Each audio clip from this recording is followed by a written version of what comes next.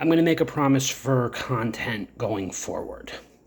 Going forward, I'm going to be making content that's going to push boundaries. And what I mean by push boundaries is I'm going to be challenging more, not just the perception for how people look at autism, but just the idea that everybody needs to be working a 9 to 5, which is a value that came from my old community.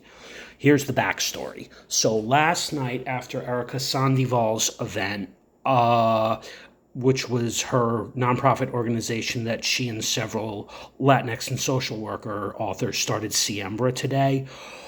I went and had a good time at the event. Madeline and I, one of the other founding co-authors, were talking on the way back because she gave me a ride back here to New Rochelle. So one of the things we were talking about was I don't reject my parents' teachings and values. Same goes with my old crew's values. What I reject is the notion and the idea that everybody needs to literally be working a 9 to 5, which was the consensus that was taught in my old community. I don't believe now, especially at age 40 in September in the year 2025, that this is necessarily the best direction for me to go for the next 20 to possibly 30 years of my life. Mainly because of perceptions that have to do with, being on the autism spectrum. Often not just from what we're paid in terms of wages, but how we're treated within the workforce, where sometimes we're accepted, most other times we're not, and it's usually in regards to roles. So, with that said, what I'm gonna be focusing not just my podcast on, and not just my content with LinkedIn and Instagram on, is the idea that we should be calling people like myself who are diagnosed with ADHD and autism, we should be seeing me as gifted, smart, and has a superpower. Not, you can't do this or you can't do that.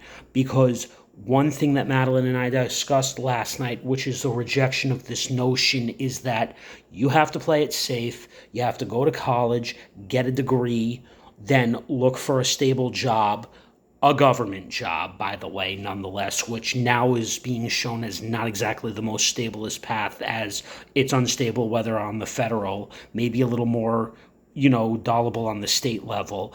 But again, it's this idea that the 9 to 5 is the best for everyone. It isn't. And the last thing I'm going to say in this video is, in order for somebody like me to stay within the realm of a 9 to 5 or a career, there would have to be a couple things met.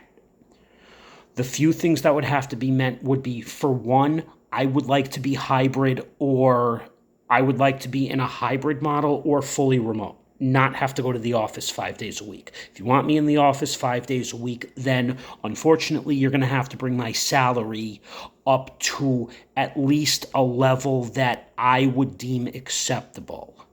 I'm not going to give a number, but I'm going to say what I currently make allows me to afford the apartment that I rent. What I would like would be to be able to make maybe $5 to $6 more, just as an idea of what I get paid now.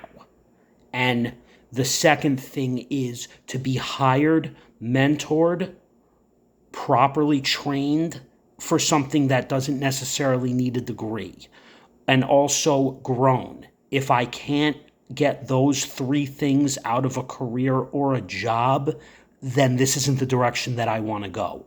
Because unfortunately, I've seen everyone around me grow. So I hope this clears up that I'm not upset at all with, my upbringing. It's just where things ended up at this point in my life. I hope you learned something.